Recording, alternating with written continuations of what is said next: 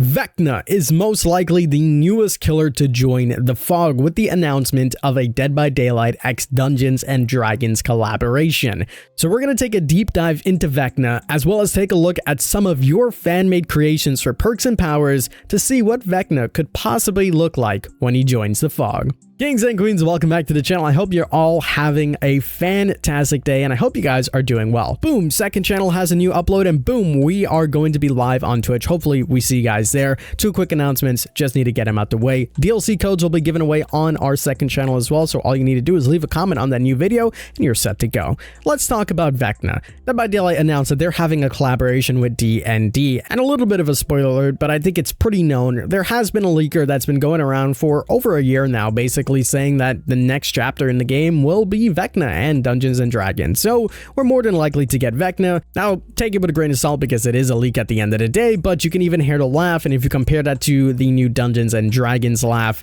of their new game, it's pretty much identical. So we're more than likely to see Vecna coming into the Fog.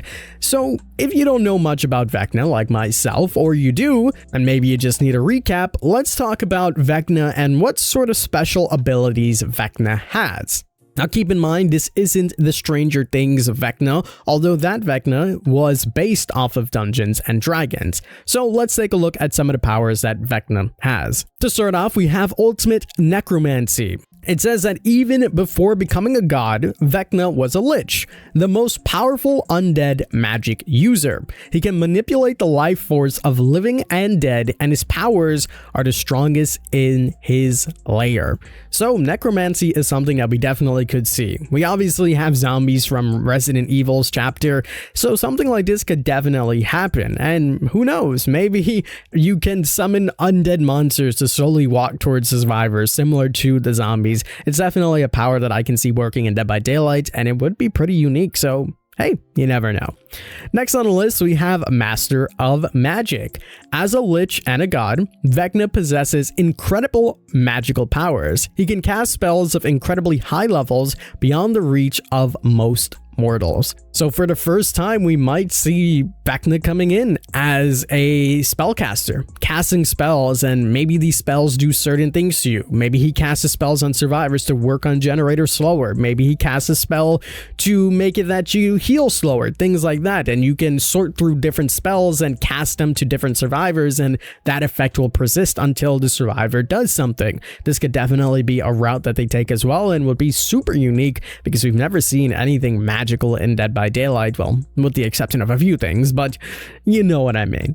Death's Touch is the next power for Vecna, and his touch can paralyze and inflict chilling cold damage. Now for this one, I don't necessarily think it'll be more of a power. Maybe it is similar to Pyramid Head, where if you get hit by Rites of Judgment, you slowly get that rites building up and eventually you can be sent to a cage. Maybe for this, you slowly walk slower and slower and slower until you're literally frozen and you can't move for a set amount of time. But I think this could maybe be more so of an effect if you get hit by Vecna.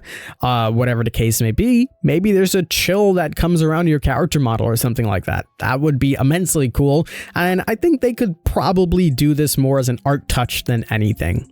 Next, we have Mind Control. Now, this one you might be familiar with if you have watched Stranger Things, but it says that Vecna can use a frightful presence to terrify his enemies and potentially dominate their minds. How cool would it be if some way, somehow, you are able to literally possess survivors and see their point of view in the killer's point of view and control them on both sides, so the survivor will see their character literally moving and they have no control over it. The killer will be able to see that POV and they can do whatever they want. Maybe it's grab a survivor for a certain amount of time. Maybe it's, you know, mess up skill checks on purpose. Maybe it's not go to a hook and run the other way. Whatever the case may be. Obviously, there's going to be some latency issues, and to get both of those POVs working at the same time, it would be a little bit difficult, but take a look at the night. We're pretty much almost there, and we know Dead by Daylight has definitely stepped up their game when it comes down to powers, so we could potentially see something like that, but I think it's a little bit out of the box to really hope for something like this, although that would be super duper cool. Next on the list, they talk about legendary artifacts. The Eye and the Hand of Vecna are powerful artifacts that grant dark magic powers at a terrible cost. So maybe these are Easter eggs that we can see in add-ons, the eye of Vecna, the hand of Vecna, that can essentially make him stronger. And if he is a spellcaster or something along the lines of that, maybe it's stronger power that he will possess. So those are just some of the things that he can do out of his spellbook, so it's pretty cool to see those concepts and to kind of get a rough idea of what Vecna could do. I have seen a lot of people basically saying that Vecna is a god, so how can Dead by Daylight control him? But let's be honest, the entity controls super powerful creatures. Take a look at the Executioner, things like that. I'm not too worried about the lore implications about this. I'm more so curious on how this power and concept will actually work. And for that, we're going to take a look at some of the concepts that you guys have created, and let's take a look at these. Maybe they will give us some insight to what we will see. The first concept that we have is a little bit older, and this is by Draws, so shout out to them. I'm sure you have seen their absolutely fantastic YouTube videos, and I want to take a look at what they've done. Now, this is much older. This is 2 years old, and they're talking about the Lich. They have a little bit of a bio description here, which is really nice, and they are sourcing this from Stranger Things Die Vecna Die chapter. Again, most of these concepts are more than likely to come from Stranger Things, as that's where Vecna was popularized recently, so it makes a lot of sense. The attributes are 32 meters heartbeat, 115 movement speed, and they are tall, with their power being the Vile Darkness. So let's take a look at the power. Vile Darkness. The special ability is Dread Chime. Tap the active ability button to begin the Dread Chime to prepare selecting a survivor that isn't in the dying state or on a sacrificial hook. Holding the active ability button down for 2 seconds will end the Dread Chime without making a selection.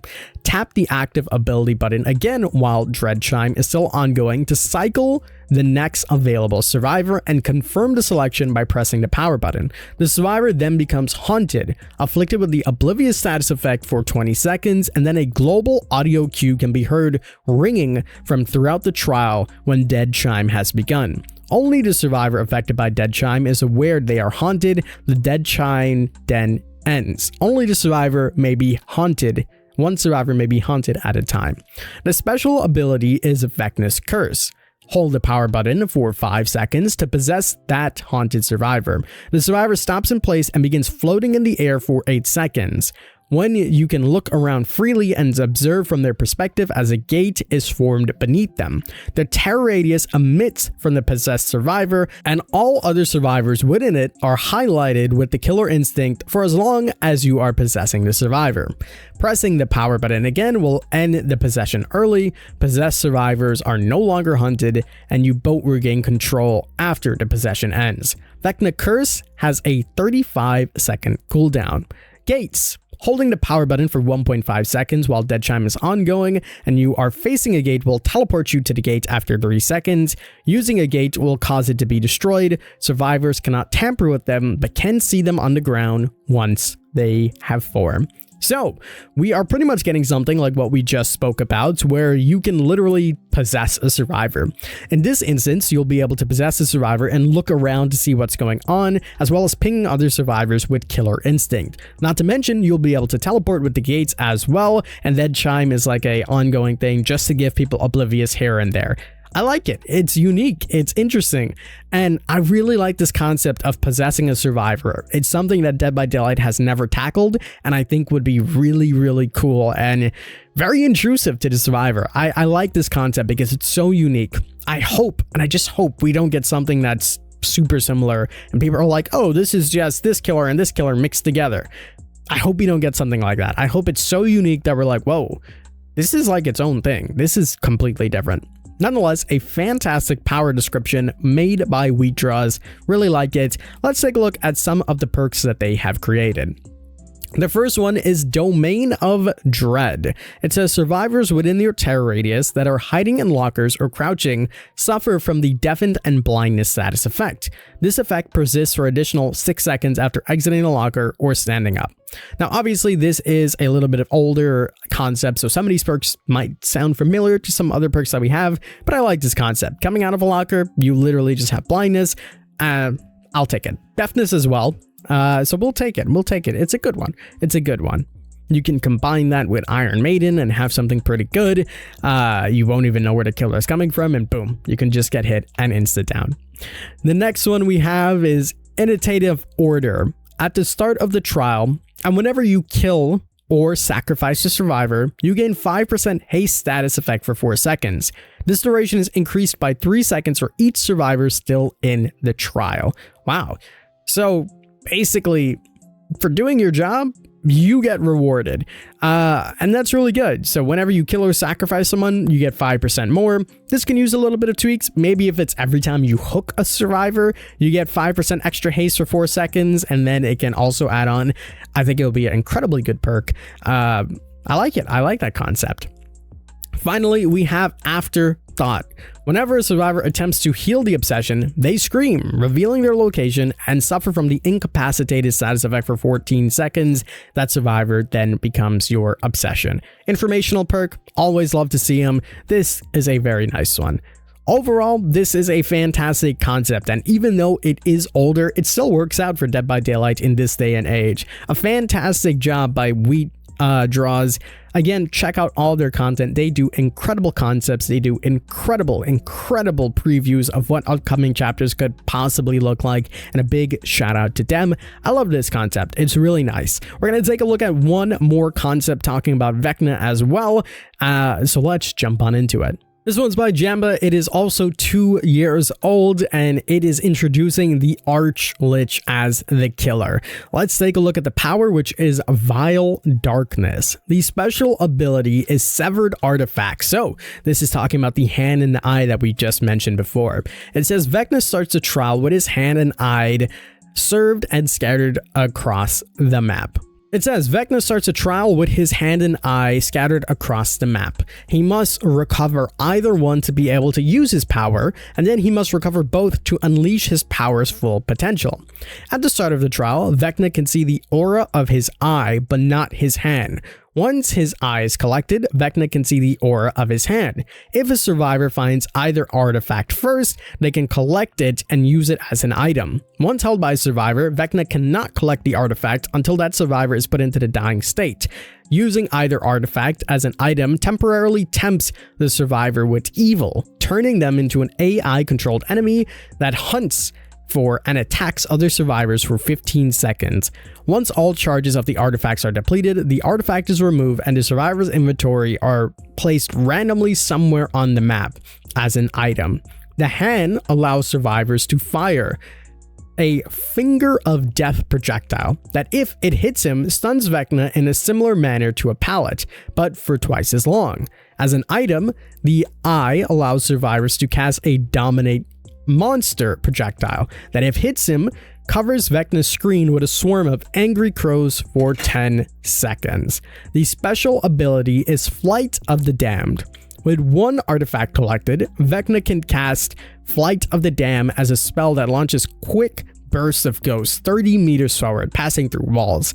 Survivors hit by these ghosts becomes frightened, a new status effect that makes them reveal their auras by constantly screaming. Frightened survivors also face a 5% movement increase when moving themselves away from Vecna, but 5% movement decrease when moving themselves towards Vecna. With both artifacts collected, Flight of the Damned becomes a 120 meter stream that Vecna can freely hold down with the same effects with the one artifact. Okay, so as I mentioned before, this is similar to Pinhead in the sense that you need to collect items and survivors can collect items and use it a little bit to aid them.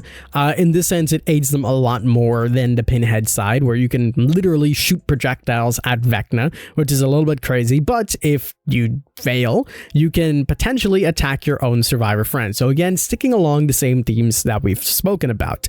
The special ability is very similar to the Artist as well, where we have a burst of ghosts that goes 30 meters forward, similar to the crows that essentially go through walls and everything like that. And if you're hit by it, you are constantly screaming. Again, very similar to the Artist, but this is an older chapter, so we can make some tweaks to it.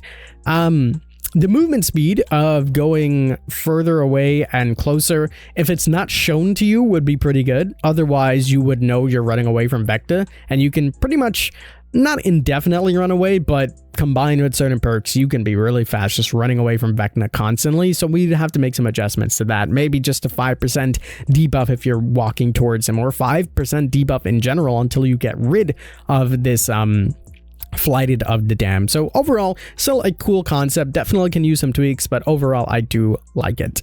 Moving on forward, let's take a look at some of these perks that they've created. The first one is Undying King. Only one sword has ever broken your flesh. Each time you attack a healthy survivor, you have a 10% chance to instantly put them into the dying state if you have been stunned by a pallet within 60 seconds. Okay, so that is an interesting one. It is a complete RNG perk. Putting a survivor into the dying state would be crazy.